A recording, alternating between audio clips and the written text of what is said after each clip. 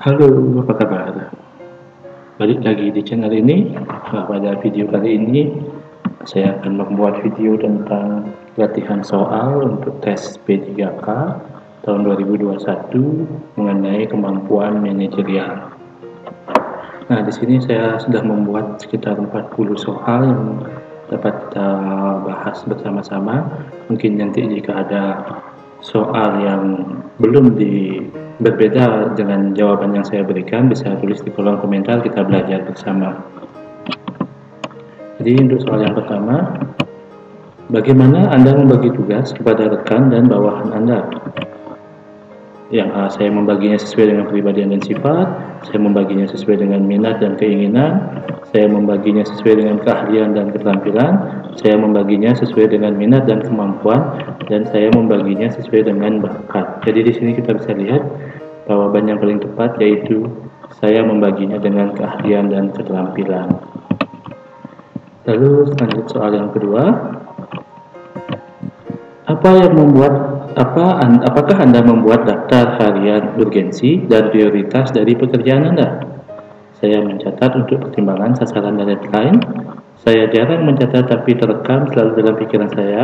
Saya tidak membutuhkan daftar harian dan lakukan sesuai dengan yang terdekat dan terpenting.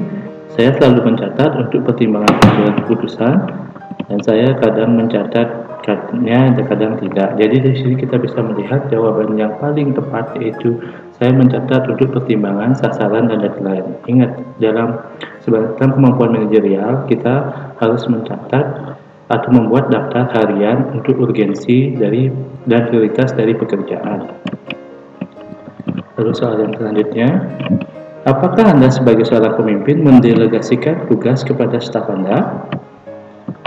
Jadi di sini saya mendelegasikan semua tugas kepada semua staf, dan saya sebagai pengontrol atau pengawas, saya mendelegasikan sebagian tugas kepada staf, sebagian kepada saya mendelegasikan tugas biasa kepada staf dan tugas penting untuk saya mendelegasikan sebagian kecil tugas kepada staf, saya mendelegasikan sebagian besar tugas kepada staf. Jadi di sini jawaban yang paling tepat yaitu yang A. Saya mendelegasikan semua tugas kepada staf dan saya sebagai pengontrol dan pengawasnya. Jadi di sini itulah salah satu tugas sebagai seorang pemimpin. Jadi jika ada stafnya yang melakukan kesalahan, kita bisa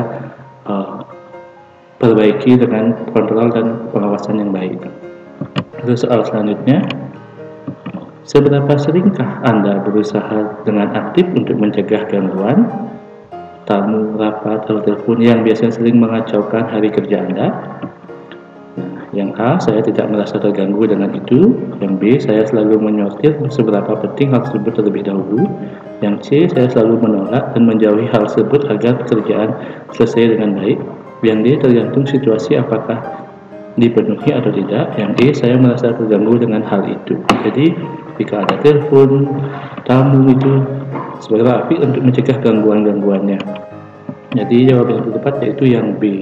Kita harus selalu menyortir. Ya, saya selalu menyortir seberapa penting hal tersebut terlebih dahulu. Lalu soal selanjutnya, seberapa sering gagasan Anda diterima dan dijalankan dengan baik oleh tim atau rekan kerja? Di sini selalu gagasan saya cenderung dan selalu diterima. Kadang-kadang jika ide baik itu muncul, sering kebanyakan gagasan saya unik sehingga dapat diterima. Saya jarang menemukan ide. Kadang-kadang ide diterima. Jadi jawaban yang paling tepat yaitu yang A, selalu ya. Gagasan saya cemerlang dan selalu dapat diterima. Lalu soal selanjutnya, seberapa pentingkah kekompakan tim bagi Anda? Tidak terlalu penting karena yang terpenting adalah target tercapai. Penting tapi bukan yang utama. Biasa saja karena kita di dunia profesional tidak begitu perlu kedekatan. Cukup penting karena merupakan dorongan untuk mencapai tujuan. Penting tapi yang utama adalah target. Jadi di sini jawaban yang paling tepat adalah E, karena kekompakan bagi tim itu sangat penting ya. Tapi tetap kita harus mencapai targetnya dalam setiap usaha dan pekerjaan yang akan kita selesaikan, yang kita kerjakan. Lalu soal selanjutnya, bagaimana pendapat Anda tentang masalah yang sedang dihadapi tim? Jadi saya menganggap masalah tim adalah masalah saya juga, sehingga saya akan menyelesaikannya. Ketua tim adalah penanggung jawab terbesar masalah tersebut. Orang yang membuat masalah itu adalah penanggung jawab terbesar. Masalah tim adalah masalah bersama yang harus diselesaikan oleh tim, dan masalah tim adalah masalah bersama yang harus diselesaikan oleh ketua tim. Jadi sudah terlihat jawab yang lebih tepat, yaitu D, ya. Masalah tim adalah masalah bersama yang harus diselesaikan oleh tim, bukan oleh ketua saja, ya. Lalu jawab selanjutnya, bagaimana Anda merespon target pencapaian rekan kerja Anda? Saya mudah melakukan apresiasi positif terhadap rekan kerja. Saya akan memberikan apresiasi positif kepada rekan kerja yang memang progresnya luar biasa. Saya akan memberikan apresiasi sekedarnya. Jika baik, saya katakan baik, dan jika tidak, saya katakan tidak. Saya jarang memberikan apresiasi kepada rekan kecuali memang luar biasa. Saya akan memberikan apresiasi kepada rekan kerja. Jadi di sini kita bisa lihat jawaban yang paling tepat, yaitu A. Saya mudah melakukan apresiasi positif terhadap rekan kerja. Jadi kita harus mengapresiasi secara positif pencapaian-pencapaian dari rekan kerja kita. Lalu yang selanjutnya, apakah Anda merasa sulit meminta tolong pada seorang teman untuk melakukan sesuatu untuk Anda? Merasa sulit karena tidak ingin memberatkan orang lain atau atas tugas saya. Jika dalam kondisi benar-benar mendesak, maka saya akan meminta tolong pada orang lain. Tergantung situasi dan urgensi, terkadang saya minta tolong, terkadang tidak jika tidak dibutuhkan. Jarang meminta tolong karena tugas tersebut sudah menjadi tanggung jawab saya. Selalu meminta tolong meskipun tugas tersebut sudah menjadi tanggung jawab saya. Nah, di sini saya menemukan ada mungkin dua jawaban yang bisa masuk. Yang pertama, saya itu meminta tolong itu jika dalam kondisi benar-benar mendesak, maka saya akan meminta tolong pada orang lain. Mungkin juga bisa jawabannya adalah jarang meminta tolong karena tugas tersebut sudah menjadi tanggung jawab saya. Jadi yang lebih tepat itu yang B, ya. Lalu soal selanjutnya, bagaimana pendapat Anda tentang pencapaian target tim Anda dan individu? Ya, di sini target tim dan individu. Jadi target individu tercapai, maka target tim akan tercapai.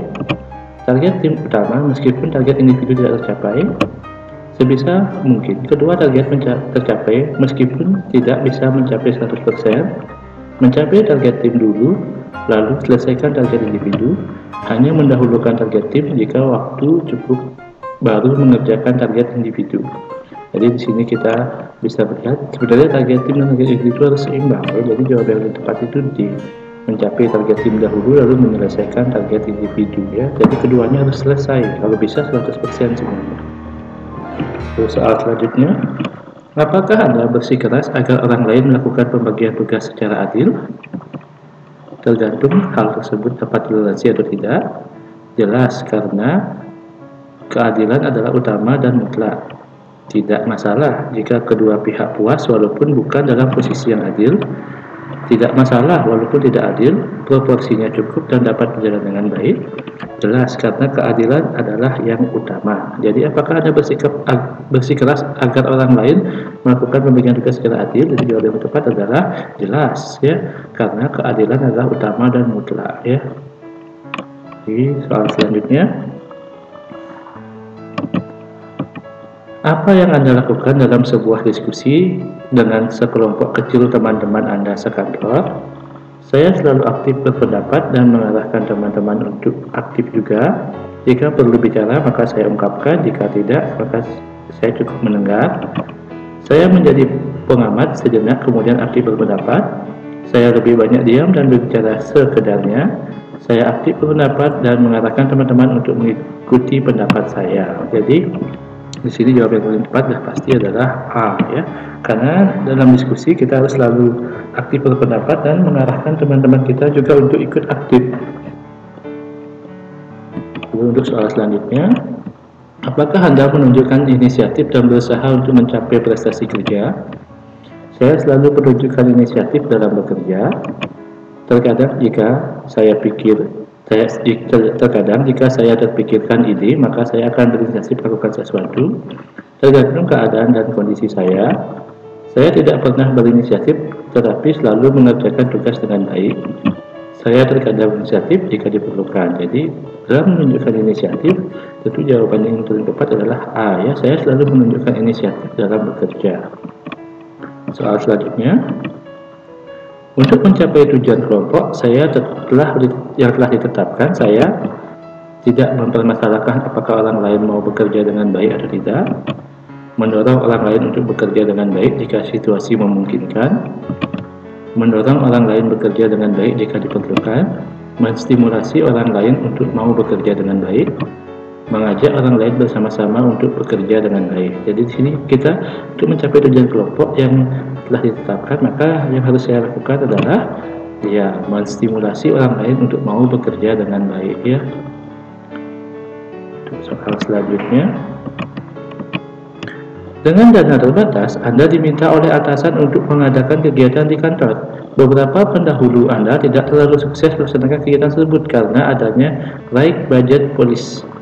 Reaksi Anda ketika menerima tugas tersebut adalah menolak tugas tersebut karena dirasa mustahil untuk dilaksanakan, menerima tugas tersebut dengan berbagai syarat yang harus dipenuhi, menolak tugas dengan mengemukakan kekurangan-kekurangan diri dan meminta atasan untuk menugaskan kepada orang lain, menerima tugas tersebut kemudian mengajak rekan-rekan kerja untuk mendiskusikan berbagai alternatif cara menyelesaikan tugas tersebut, dan menerima tugas tersebut kemudian mencoba menyelesaikannya sendiri. Jadi di sini sudah kelihatan ya, jawaban yang tepat adalah D. Lalu untuk soal selanjutnya, prosedur kerja yang baik menurut Anda adalah meskipun berbelit-belit selalu mengikuti prosedur yang telah ditetapkan sesuai dengan perintah dan arahan atasan, menerapkan prosedur baru agar tidak ketinggalan zaman, menerapkan prosedur baru yang lebih maju, melakukan inovasi secara berkelanjutan agar prosedur kerja semakin efektif dan efisien. Jadi sini sudah kelihatan jawabannya ya, yaitu E. Di sini saya agak cepat dalam membahas soal ini supaya videonya tidak terlalu lama ya. Jadi saya lanjut ke soal selanjutnya. Saya tergolong orang yang kreatif karena saya mampu menyelesaikan berbagai tugas sulit dalam waktu yang singkat, senang menghasilkan karya-karya intelektual yang bermanfaat, memiliki cara pandang yang unik dan kontroversial, mempunyai ide-ide baru yang belum pernah dilakukan sebelumnya, senang menghasilkan karya-karya baru ya. Di sini saya tergolong orang yang kreatif karena saya senang menghasilkan karya-karya intelektual yang bermanfaat. Jadi jangan sekedar menghasilkan karya, tapi juga harus bermanfaat. Untuk soal selanjutnya, vendor atau pihak ketiga melaporkan bahwa proyek yang sedang dikerjakan tidak mencapai target tepat waktu. Tindakan yang saya lakukan adalah menerima bukti untuk dilaporkan kepada atasan, meminta vendor untuk menyelesaikan pekerjaan tepat waktu, meminta bukti yang lengkap untuk didiskusikan dan mencarikan solusi, meminta bukti yang lengkap untuk dilaporkan pada atasan bahwa vendor kurang baik, meminta alasan kepada vendor mengapa pekerjaan tidak selesai tepat waktu. Jadi di sini ada pihak ketiga yang menyatakan proyeknya tidak dapat capai target tepat waktu. Jadi jawaban yang paling tepat adalah D ya, meminta bukti yang lengkap untuk dilaporkan kepada atasan bahwa vendor kurang baik ya. Lalu untuk soal selanjutnya,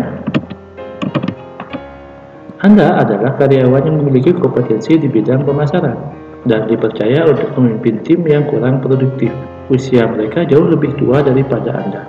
Bagaimana strategi Anda? Memaksa anggota tim untuk mengikuti kehendak Anda, mengevaluasi kinerja tim dan mendorongnya untuk berubah, mengambil alih tanggung jawab tim sebagai tanggung jawab, menggunakan cara baru sesuai kemampuan Anda, mendiskusikan apa hambatan selama ini dan mencari solusi bersama, serta mengevaluasi secara rutin. Jadi jawaban yang paling tepat yaitu adalah E ya. Untuk soal selanjutnya, Anda mendapat klien yang sangat kritis terhadap hasil kerja Anda. Menghadapi klien tersebut, bersedia memenuhi semua permintaan sehingga dapat memuaskan klien, bernegosiasi dengan klien bahwa tidak semua permintaannya dapat dipenuhi, melaporkan sikap klien tersebut kepada atasan, meminta atasan untuk menambah pegawai yang dapat membantu klien tersebut, meminta atasan untuk menambah pegawai khusus. Jadi sini ada klien yang kritis. Jadi menghadapi klien yang seperti itu, sikap kita seharusnya adalah bernegosiasi dengan klien bahwa tidak semua permintaannya dapat dipenuhi. Untuk soal selanjutnya, saya mampu menuntaskan tugas sebelum batas waktu yang ditetapkan. Saya memiliki waktu senggang pada jam kerja. Biasanya, waktu tersebut digunakan untuk membaca buku-buku yang dapat mendukung pekerjaan saya, menawarkan bantuan kepada rekan kerja, meneliti kembali hasil pekerjaan saya, bersosialisasi dengan rekan-rekan sekantor, bersosialisasi dengan rekan-rekan dari tim yang berbeda. Jadi di sini saat memiliki waktu senggang, apa yang kamu lakukan? Jadi jawaban yang tepat adalah membaca buku-buku yang dapat mendukung pekerjaan saya. Untuk soal selanjutnya, menentukan sumber dana yang diperlukan, mengalokasikan sumber keuangan yang ada pada segala aktivitas perusahaan atau penyusunan anggaran pengeluaran, dan melakukan pengawasan terhadap penggunaan dan pemanfaatan keuangan merupakan langkah yang ditempuh oleh manajemen personalia, produksi, keuangan, pemasaran, atau administrasi. Jadi dari kata-kata menentukan sumber dana yang diperlukan, mengalokasikan sumber keuangan, lalu di sini kita dapat tarik kesimpulan bahwa ini merupakan manajemen keuangan, ya. Lalu untuk soal selanjutnya, perhatikan unsur pekerjaan berikut ini. Pertama ada direktur utama, ada mandor, ada pegawai pengawas lapangan, ada kepala bagian, ada supervisor, dan ada dewan direksi. Yang merupakan bagian dari lower management, yaitu B, D, dan F, A, B, C, B, C, E, B, C, D, atau C, E, F. Di sini kita lihat lower management. Jadi lower management di sini jawaban yang tepat adalah C, yaitu B, E, B, C, dan E, yaitu B itu mandor, C itu pengawas lapangan, dan E itu dewan direksi. Lalu untuk soal selanjutnya, keahlian untuk berkomunikasi, bekerjasama, dan memotivasi orang lain disebut communication, konseptual, teknis, simpati, atau interpersonal. Jadi di sini keahlian untuk berkomunikasi, bekerja sama, dan memotivasi orang lain itu adalah kemampuan interpersonal. Lalu untuk soal selanjutnya, tingkat manajemen yang bertugas memimpin dan mengawasi tenaga-tenaga operasional adalah organizing, top management, lower management, middle management, atau personalia.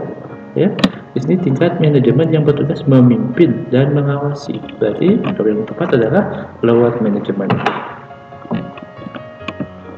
Terus soal selanjutnya, planning, organizing, motivating, controlling, evaluating merupakan fungsi manajemen menurut Sondang P. Siagian, Henry Fayol, Gulick, Harlow Kohns, George L. Cherry. Jadi ini planning, organisasi, motivasi, controlling, evaluasi merupakan fungsi manajemen menurut Sondang P. Siagian. Lalu soal selanjutnya, dapat menjalani hubungan baik antar anggota organisasi. Struktur anggota dapat mengetahui tugasnya, kewajiban dan tanggung jawabnya. Spesialisasi dalam melakukan tugasnya merupakan manfaat coordinating, planning, organizing, actuating, atau controlling.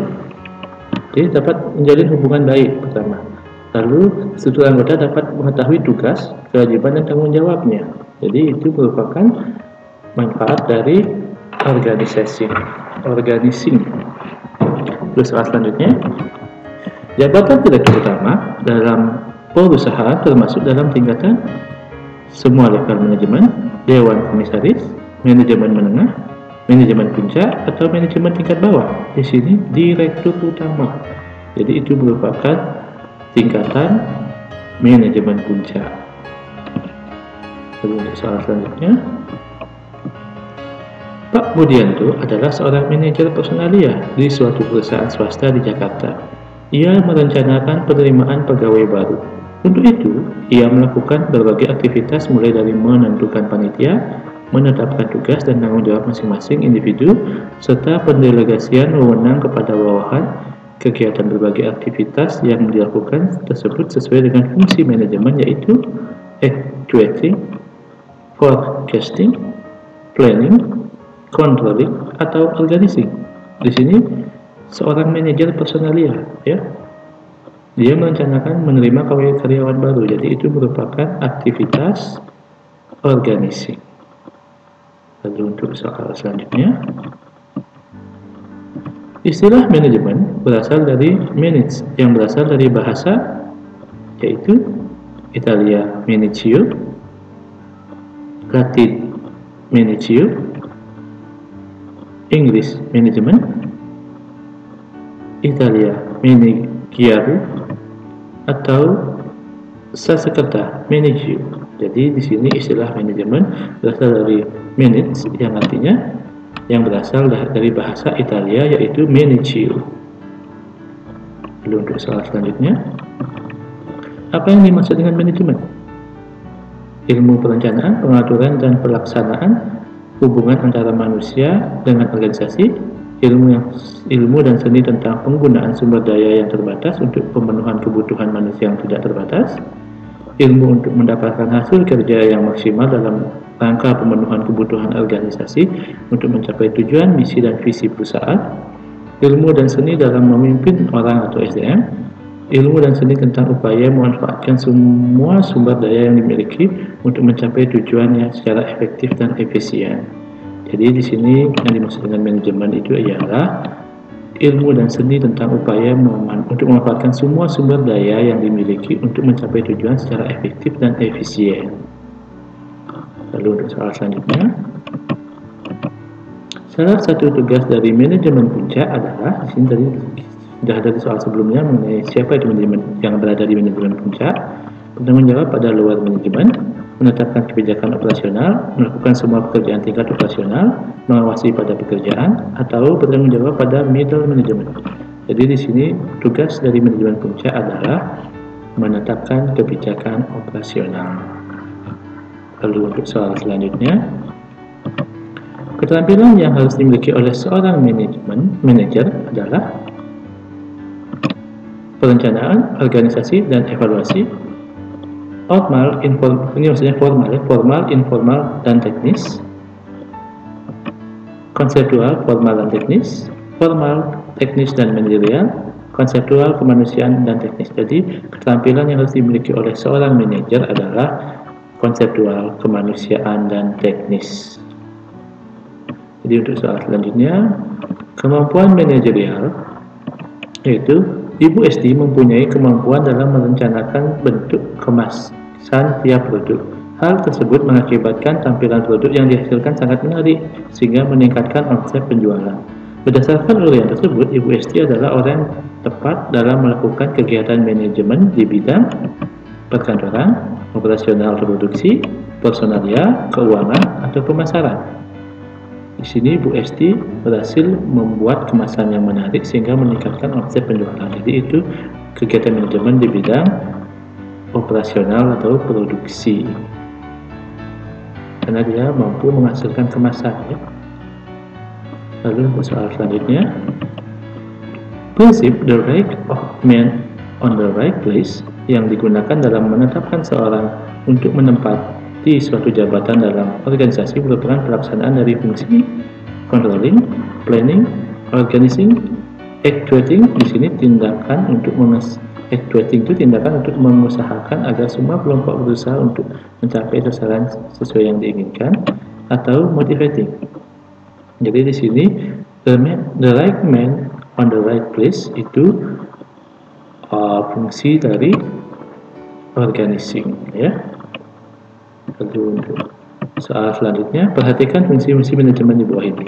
Ada mengetahui hasil pekerjaan, mengetahui jalannya program, memberi motivasi kerja, mengembangkan keterampilan dan kemampuan staf, membagi pekerjaan, memperbaiki kesalahan yang dibuat pegawai. Berdasarkan uraian di atas, hal yang termasuk tujuan dari fungsi manajemen controlling ditujukan oleh nomor. Ingat, fungsi sebagai manajemen controlling. 1, 2, dan 3, 1, 2, dan 4, 2, 3, dan 4, 4, 5, dan 6, 1, 2, dan 6. Jadi di sini yang termasuk tujuan dari fungsi manajemen controlling itu adalah 1, 2, dan 6, yaitu mengetahui hasil pekerjaan, mengetahui jalannya program, dan memperbaiki kesalahan yang dibuat oleh pegawai. Lalu untuk soal selanjutnya, perhatikan hal-hal yang dibahas dalam manajemen berikut ini. Sumber dana, promosi dan mutasi, penerimaan pegawai, pengawasan penggunaan dana. Berdasarkan uraian di atas, hal-hal yang termasuk ruang lingkup manajemen keuangan ditujukan oleh nomor manajemen keuangan. 1, 2, dan 3, 1, 2, dan 4, 3, 4, dan 5, 1, 4, dan 5, atau 2, 3, dan 4. Di sini manajemen keuangan itu termasuk adalah 1, 4, dan 5, yaitu sumber dana, pengawasan penggunaan dana, dan penggunaan dana tersebut. Lalu untuk soal selanjutnya, salah satu kemampuan yang harus dimiliki oleh manajemen tingkat menengah yaitu kemampuan personalia teknis konseptual di bawah lower management, kemampuan teknis melebihi lower management, teknis melebihi lower management dan top management, dan tidak ada kemampuan manusiawinya, konseptual melebihi lower management, dan menekankan pada keterampilan manusiawi, konseptual melebihi top management. Jadi untuk kemampuannya harus dimiliki oleh manajemen tingkat menengah yaitu adalah D, konseptual melebihi lower management dan menekankan pada keterampilan manusiawi. Lalu untuk soal selanjutnya, perencanaan, pengorganisasian, pengarahan, dan pengendalian atas pengadaan tenaga kerja, pengembangan, kompensasi, integrasi, pemeliharaan, pemutusan hubungan kerja PHK dengan sumber daya manusia untuk mencapai sasaran perorangan disebut manajemen administrasi, manajemen produk, manajemen keuangan, manajemen pemasaran, atau manajemen personalia. Jadi di sini yang ada kaitannya dengan perencanaan, pengorganisasian, pengarahan, pengendalian atas pengadaan tenaga kerja, pengembangan, kompensasi, integrasi, pemeliharaan, dan pemutusan hubungan kerja atau PHK. Jadi itu termasuk manajemen personalia. Lalu untuk soal selanjutnya, pemimpin yang mengambil keputusan tanpa melihat bawahan disebut adil, otoriter, bebas, demokratis, atau personal. Jadi pemimpin ini mengambil keputusan tanpa melibatkan bawahannya, berarti itu termasuk yang sikap yang otoriter tentunya. Jadi sekian dari saya mengenai pembahasan soal-soal dari soal manajerial. Mungkin nanti saya akan buat video mengenai pembahasan soal-soal teknis dan lain soal-soal lainnya mengenai tes seleksi P3K seperti tes bakat skolastik dan lainnya. Bagi yang belum subscribe, mohon di-subscribe dulu. Di sini video yang saya buat agak cepat supaya tidak terlalu lama, panjang juga videonya, biar nanti kalau mau dipelajarin bisa diulang-ulang lagi untuk menonton videonya ya. Sekian video saat ini, terima kasih. Silahkan subscribe bagi yang belum subscribe ya.